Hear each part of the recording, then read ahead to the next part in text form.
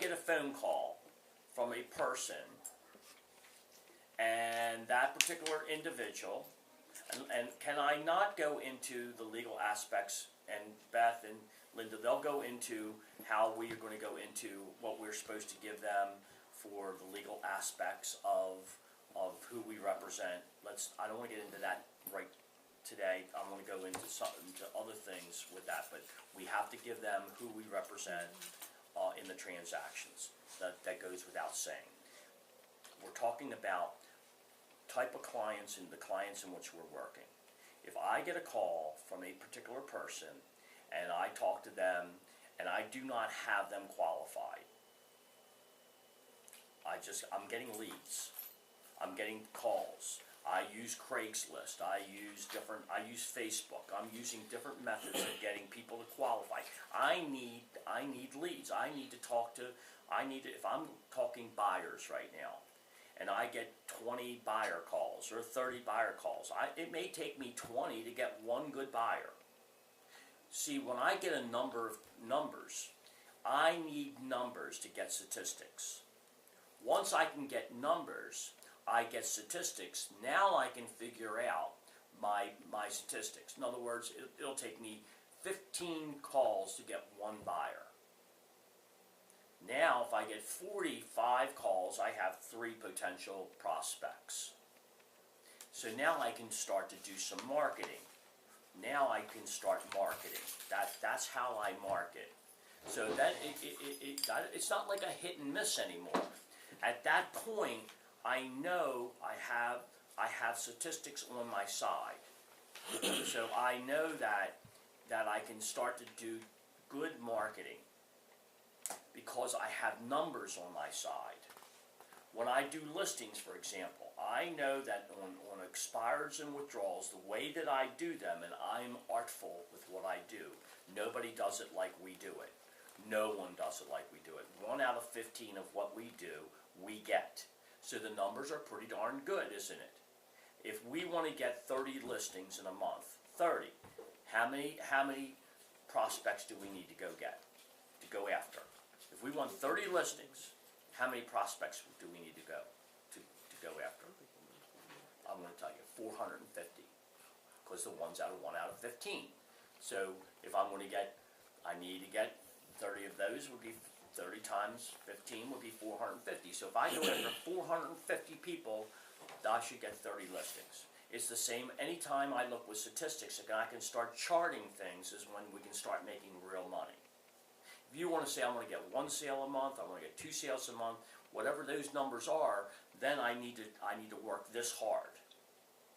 See, when people get into real estate, they say, well, what can I do? How much money can I earn? Well, it's going to get down to how many prospects are you going to go after? How many calls are you going to go make? Where are you going to go market? How are you going to get these? And then we're going to start talking about how am I going to use my scripts to talk to people. There's different, again, the pieces to the puzzle that we're going to put into place. Today we're just going to talk about how we deal with buyers, but we're going to touch on all these items. But again, qualifying our buyers when we come in. So how many buyers are we going to talk to? We could talk to 30 of them. But we're going to talk to 30 people, and we have to pre-qualify X amount of people to get to what's a real buyer, a buyer or a liar. We got to find out if they're worth working. If they have no job, they have no money, and we can't help them, can we? Maybe we can. So if they have no job, they have no money. What do we do? Well, are they married? Do they have any other relatives they're buying with? Is there any? So we find out what's the whole situation. Why are they even calling? So there's a reason. Something else is going on. Is there somebody else they're buying with? Is it a boyfriend, girlfriend? What other factors are involved? Let me know the whole story of what's going on. They may not work, but maybe somebody else they're buying does work.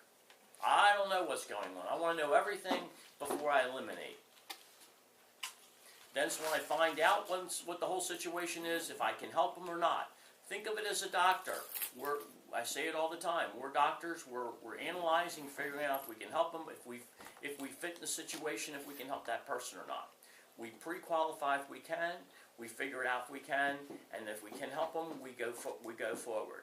If we can't help them, we put them in a situation, we try to get them into some sort of a credit repair or whatever we can do them for future business, if we can, right?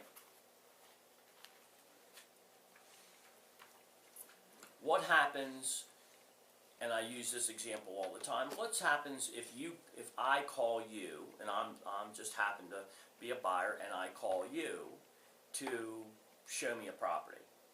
Like I'm looking at a property Sunday, and I call you to look at that property. I may not want to give you all my information, right? I call you and I want you to show me a property. I may not be, you're trying to get information from me to see if it's going to be worth your while to go show me that property on Sunday. Now, I may not be willing to give you all my information at first. So, is it going to be a waste of your time to show me that property on Sunday? Probably not, because I probably can afford that property. See, and that's where you're going to have to really make a determination to take a shot with me to go out maybe one time, to build that rapport with me, to get information from me, to help me to purchase that property. So in the first conversation, don't try to get everything from me the first time. I see agents, and you're going to get it, maybe some trainers will tell you, get all the information you can. If you can, great, but don't try too hard because you're going to turn me off. Because remember, I've talked to 3 or 4 realtors, and all 3 realtors are going to try to get me run credits, they're going to try to get me to do all these things before they show me this property. And you know what I'm going to do? I'm going to tell you, pound it. I'm not quite interested in you learn everything about me, and maybe I can pay cash for that property, which I can. So why in the world would I need you to know my business? All I need you to do is show me that property.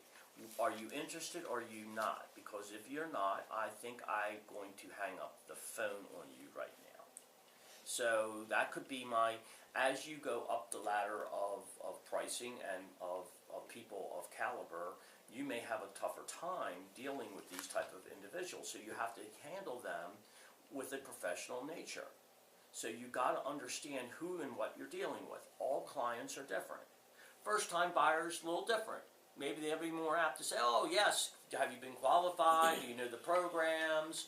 Do you know what's available? Do you know I can get you for this money, that money? Wonderful to talk to these people. And they're more apt, I'll meet you, let's sit down, I'll come to your apartment, bop, bop, bop, bop, bop. All these things. But right now the rules are you got to meet the client, you got to sit down with the client. You know, that's the new rules, right? Got to come and meet the people. Me personally, you know, I'm not may be averse to do all these crazy things. May not be interested in meeting with you, go over my financing. I want to look at this property.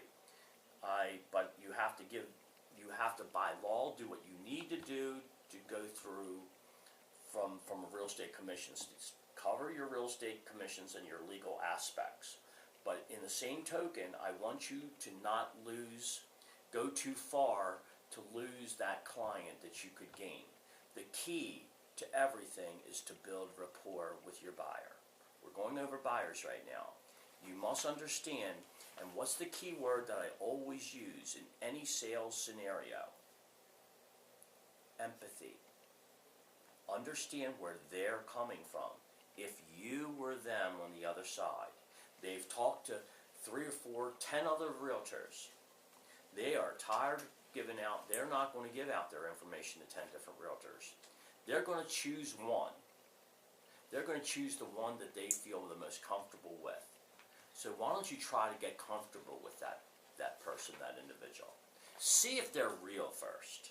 Let's see, in talking to them, before you try to sell, I want you to stop selling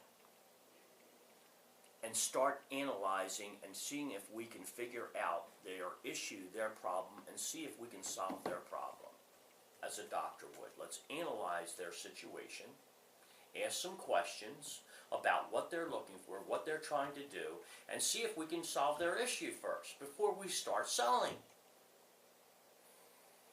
See, the problem with salespeople is they sell too much. They don't listen. And they've got to ask questions. I need you asking questions. And when we ask certain questions from people, once we ask questions, we analyze and we figure out, and then from there, we figure if they're worth our time and our efforts. If we can get them pre-qualified, we do so. That at least to the point, do we think that they're worth our time and effort? When we're talking to a buyer, are they worth our time and effort after we do that conversation? When we're finished that conversation, do we want to work with that person or not? That's the first question we want to ask ourselves. Are they worth our time or effort? The question we want to ask before that, and the thing that we want to do is, we'd like to set up a system where we're getting calls coming in on buyers. Now, if you happen to have a friend or relative or somebody that gave you a name and number to get a buyer, great. That's all and well. What I'd like you to do is find out a system of how you can get buyers coming in on a regular basis. We'll talk about that on another day, because ultimately that's the goal for all of you to do, is have buyers coming in on a regular basis, because you've got to have that to have consistency. But if we're talking now about if you get a lead or get a call or get a friend or whatever the case may be, the key of it is in talking to that person is to see if you really want to work with it. See if they're qualified. See if they're somebody that you want to work with. That's number one. See if we can work with them. See what the best way we can to do that. But if it's somebody like me, you want to build a rapport. You always want to build a rapport with people. Number one fact, build rapport. Get them pre-qualified. Get them an idea of where they're looking, what they're doing. The worst thing is you can do is start showing properties to people of houses that are over their head. Start showing a house that's $50,000 more than what they can spend, because basically they're going to love those homes. They're going to love those. And guess what? They can't afford them. Go a house and then show, now they have to look at a house that's $50,000 under that. Yeah, go try to sell that now. You've polluted their brains. Not a good idea. Not a good factor. Not a good thing. So get them pre-qualified. Get them looking at the right things.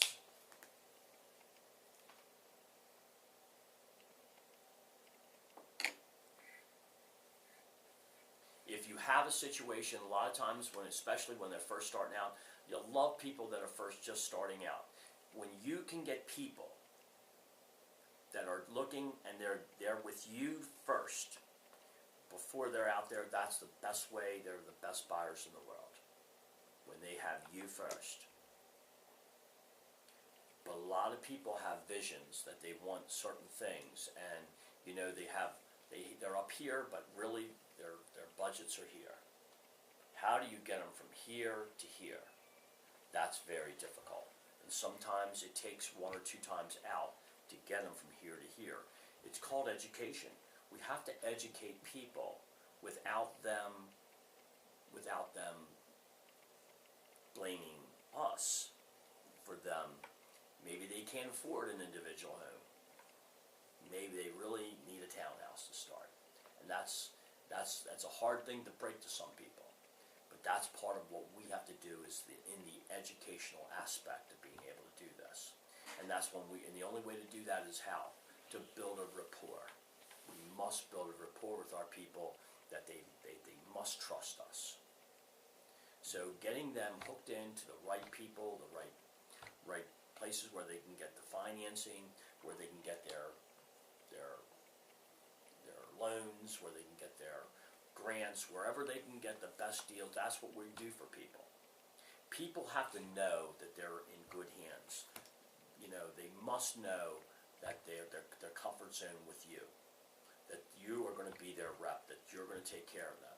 If they don't feel that, they will not use you. That's number one. So it's very imperative That's the first thing first. Like to meet the caller. You must meet the caller. Good vibrations over a phone, better vibrations when you meet them. Meet them at your office, meet them at their home, meet them at the apartment, meet them somewhere. Meet the caller. Always meet the caller. Certainly, what's your advantages? The rebate. Huge advantage. But don't hang your whole hat on the rebate. Rebate's great, but all other services that you provide are equally as good. Never, ever show more than 3 to 4 properties at one time. When you start showing massive amounts of properties, you will confuse that buyer. We talk about it all the time. It is absolutely true. I go look at more, myself will look at more properties. First of all, it'll wear you out. And I don't know what property had the blue carpet and who would had the walls and had this or that and the other. Go look at 4 properties. Go look at 4 or 5 properties. Go ahead. Go do it. And you're out there focusing to buy one. Very, very difficult. You want to confuse the buyer? Go show them 5 houses. You think you're doing them a service. Your job is to find the cream of the crop of the properties. Your job is to look at those pictures. Your job is to read the descriptions. Your job is to talk to the agents. Your job is to comb and to weed and give them the best of the best. That's your job. Your job is to listen to what they're looking for, to ask the questions, to know how many bedrooms, how many baths, what kind of square footage, what they're looking for, big rooms, what land. Ask the questions of what they're looking for in a property. Then when you show that property, and then you listen to, you know, don't come in and go like a bat out of hell and look at a property and start to say how beautiful this is, and how beautiful. Listen to what they're saying about that property. Let them tell you about the property. Then you can, you know, articulate about certain things, what they say, but I want to get their feed on this property. They'll tell you what they like or dislike about this property. Then you're going to get their likes and dislikes. I need to know what they like, not what I like. It's not about me. It's about them. I'm not going to live there. They are. It's on a main drag. It doesn't matter whether I like a house on a main drag. It's what they like. I've had agents, oh, they can't buy it. It's on a main drag. What in the world are you talking to? Who in the world are you making that decision? You have no right to make that decision. You're making no decisions for anyone. I'll be damned if my agents are going to make those decisions for those people. Those people have the right to make their own decisions.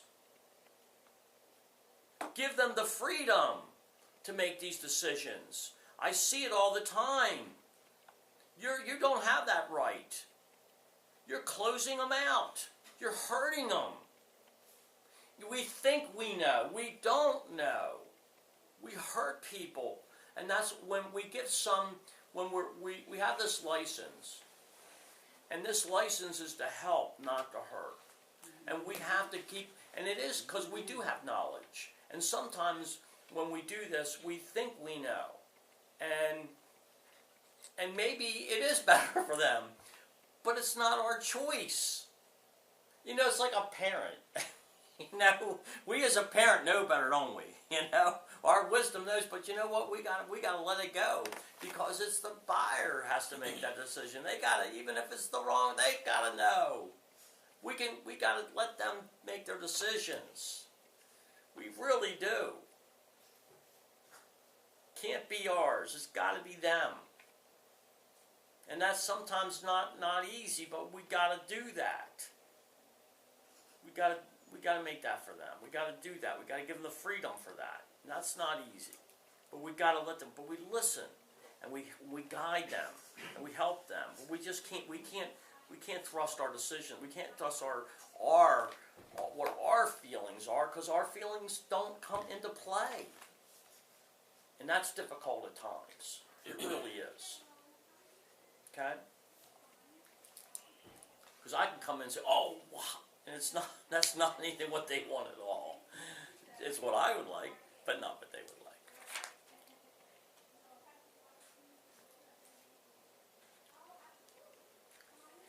What I typically do, after I do review the properties, what a lot of agents do, they go their way, and the agents, and they leave. But what I like to do is to sit and review what we just did. We see 3, 4 homes, we come back and we look and we review what we just saw. And why I do that is a couple different reasons. Typically, what happens in a sale, in the art of a sale, happens when people typically don't say, I want that one out of the 3. I want that house. It's not how it goes. And I learned this early in my career, and I talk about this all the time. The art of the sale of what I saw with my own eyes over and over and over again. People went into a property, when they came back, we talked about it after, they maybe like one house over another. And when they talked about it, and they sat at the table, and then when we did all the numbers, we made a determination, not at that house at all. They weren't even thinking doing a contract. Only when we sat down and reviewed the 3 or 4 that we saw, that maybe that house was the best one. And after we did the numbers and we saw the math and we saw the payments, and then we reviewed the house more and more and more, and we then really analyzed the other ones of how they really didn't fit in, and this was the best one. Remember what I said, I did all the review of the best of the houses. This was the cream of the crop. That maybe this is the one we should go for.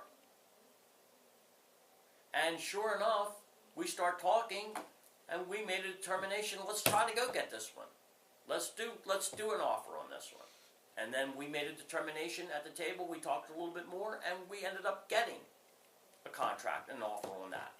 And if they went on their merry way, and they went home, and I went my way, there was no offer going to be made. The only way an offer was made is we came back to review the 4 that we saw. That's how the offer came to be, is that we start talking about it, analyzing these 4 houses, and really made a determination, you know what, we really did like that house better. That's the one we really should go for. And if they went home, that analyzation wouldn't have happened. Only when we went to the office and analyzed is when that happened. Not in the house. Not in the car. When we sat at the table is when the sale was made. That's professional. That's how it's done. That's the art. That's not how it's done today. That's what you will do, and that will up your percentages. See, if you don't do it that way, what happens is, guess what you're going to have to do? You're going to show them 4 more new homes. And you're going to go through the next damn process. And then the next time you show the next 4 houses, they're going to go on their way, and they're going on their way, and then this is going to go for the next 6 months. Somebody's going to have the buck's got to stop. Here.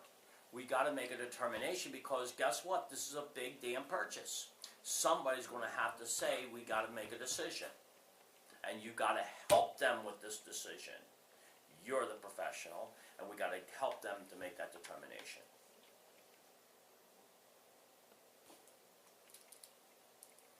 Not easy. You're going to make big money. It's not easy, but there's an art to this. Okay?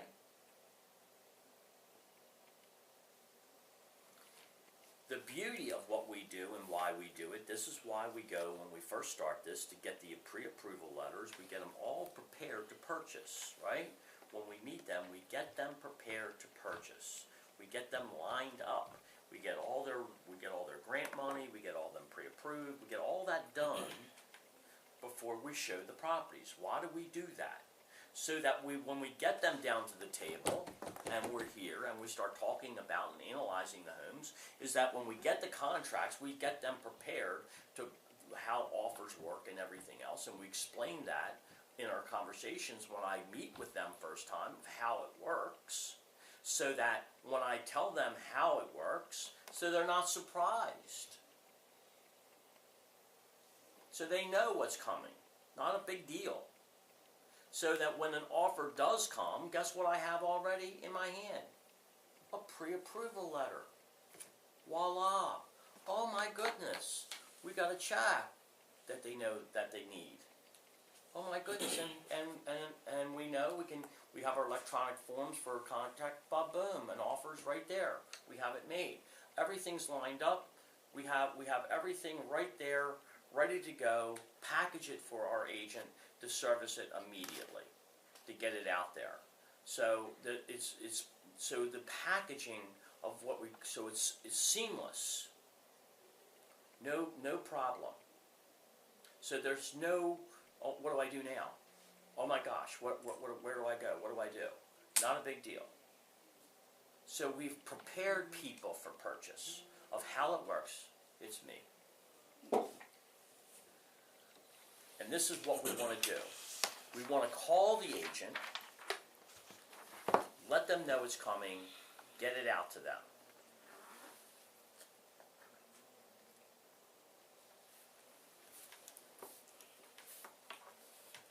Time is always of the essence.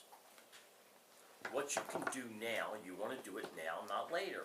Because again, when you have a good property, that's what goes first. The good ones go. The junk stays on the market. That's what multiple lists is, accumulation of junk. The good ones come and go all the time.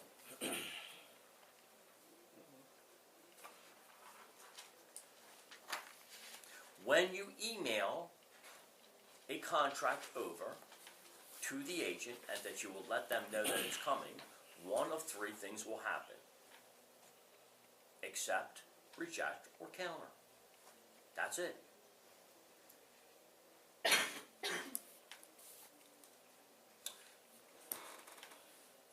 Now, they're not going to touch your contract, nor when we go over the seller's aspect, when you have a listing, they're not going to touch your contract, but they're either going to accept it. Then when they do accept it, they're going to have their seller sign, initial all the changes, and then you'll get it back signed. And that's what you want. The stronger the deposit, meaning if you have a strong deposit, a higher deposit down, that makes it a stronger contract. You want a true approval letter. A real approval letter, not a pre-qual. There's a difference between a pre-qual and an approval. You want an approval letter. I don't care what bank you use, you want a pre-approval letter. And a good agent will know the difference.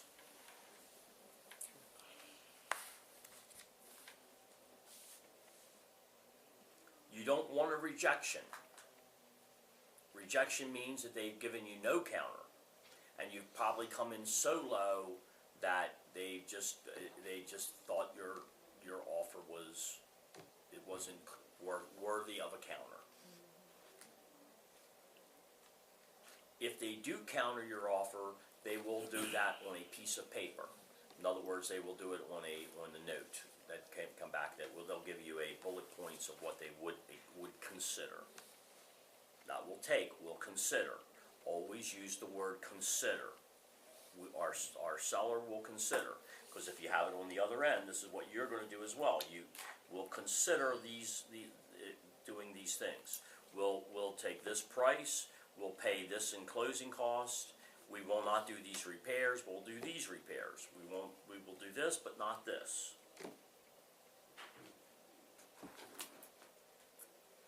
Contract is not a contract until it's signed, sealed, and delivered. You can't wait on this stuff. You know why? Other contracts and offers could be coming in. Keep in mind one thing. While you're doing your negotiations and your offers, other people are seeing this property. And this is what you have to convey to your people. Understand that they're fighting other contracts, and I have shown you the best of the properties in that area of price and terms, and that property we feel is the best in that area, don't we? Because that's the one we went and put a contract in. Well, don't you think other agents are going to say the same thing, and other clients are going to say that's the best property? So this is what we're fighting. So we're fighting time. We want to get this in and get this contract negotiated as quickly as we can, because we don't want any ass to come in and start fighting for it. It's the last thing we want to do. We don't want to pollute our offer because another offer comes in and they offer us and beat us out by $1,000 or $5,000. We don't want to deal with that. We want to deal with this right now. Let's get this thing done, and let's get this thing over. Let's negotiate this right now. So time is of the essence. So we want to negotiate this, don't we? So time is what we're fighting here. So we can't, and we want momentum. Buyers always, and sellers, we deal with, in dealings, we want momentum. If you lose momentum in a deal, you'll lose the deal. Write that down. People lose gas in a tank. If you got a tank of gas and you keep it rolling in the transaction, and people lose momentum in a transaction, they get tired and they get weary, and then they say, "Well, you ever hear the expression? Well, it's not meant to be." I hate that expression. I hate the expression. It's not meant to be. It's not meant to be. Well, that's for losers. Okay, losers not meant to be. Well, it's always meant to be. Because I'm not a loser. It's meant to be. It's just a matter of they're running out of gas. And when it runs out of gas, they want to give up. And they want to stop. They want to kill the deal. We got to keep it moving. That's why a lot of agents don't call back. They don't do things, and the clients will then lose interest, and it falls off the table. And then you call the client back and say, "No, I want out of the deal." It's because the agent hasn't kept on top of the deal.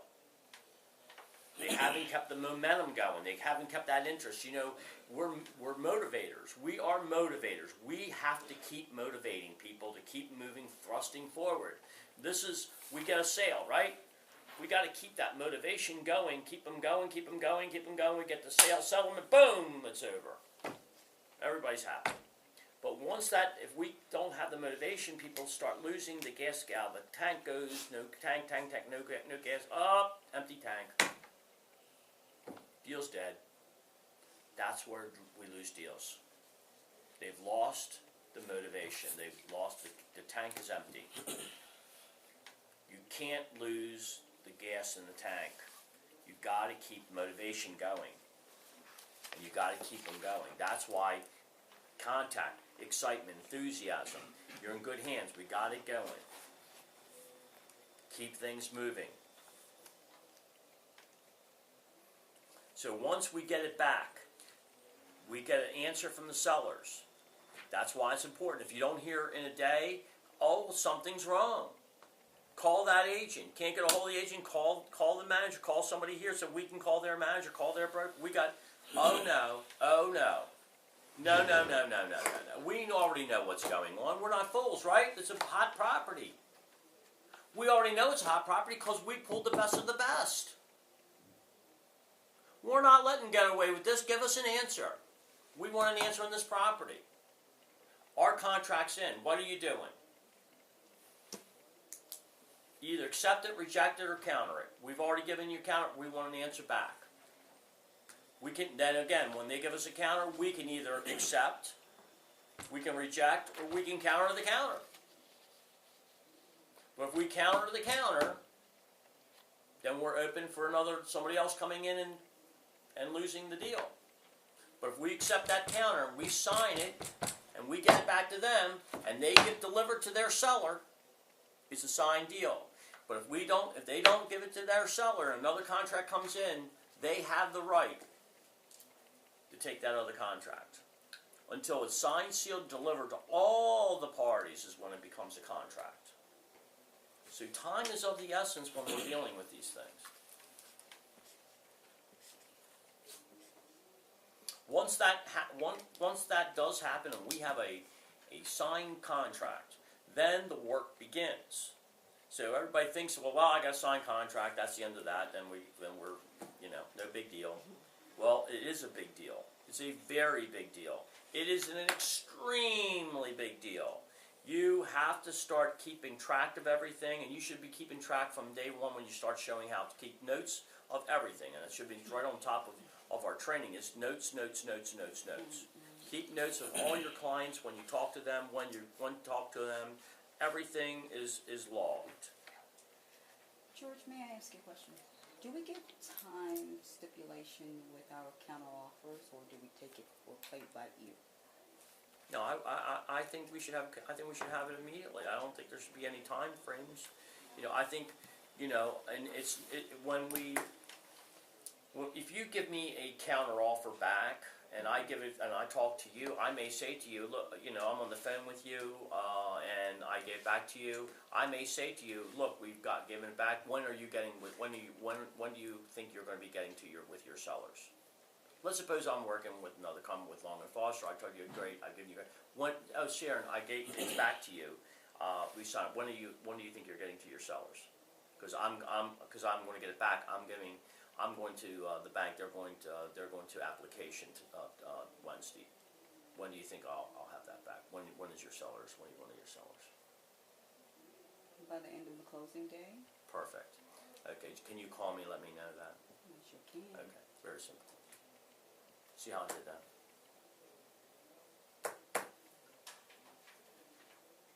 I'm giving you a little something. You give me something back. Communication. If I'm in communications with my agent, with the agent on the other end, I'll let you know what I'm doing. You let me know what you're doing. We're constant contact, so that there's no playing of any games. See, I'm not letting you. I want to know what you're doing, when you're doing it, and how you're doing it. Yeah, I don't want you. Oh, I'm going to get with me. I'm getting with my sellers in 4 days. Oh no, you're not. No, you're not. No, you're not. You can do better than that. Now, if you say, well, I can't get them to do. Well, wait a minute now. I would say to you now at this point. We need something concrete. Is this property sold or not? Look, you know and I know. We don't have a deal until it's signed, sealed, delivered. Now, I want to assure my people get this house. So I don't want to, between you and me, I got to know this house. We have this house, Sharon. Do we have a sale or do we not have a sale? Realistically, I mean, I don't want. Do we have a sale or not? We've accepted your counter, or do we have a sale or not? Or is this thing on the market? Or are we playing? Just tell me what's going on. And I'm going to wait for your response because I want to know exactly what game you're playing with me.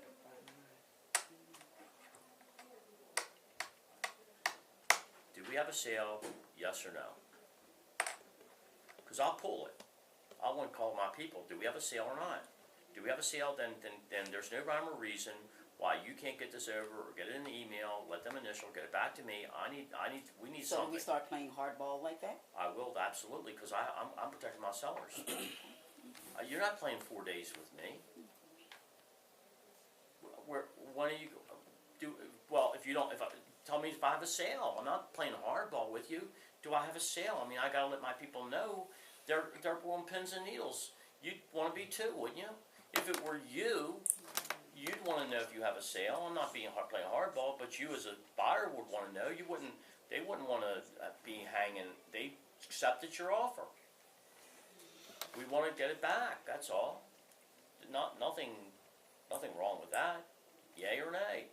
Is it a yay or is it a nay? Let me tell you something. We just did a deal, and we pulled it off the table, and then we didn't know, but they had accepted our offer the night before, but we didn't. We pulled it off the table that morning because they didn't let us know, but they did actually.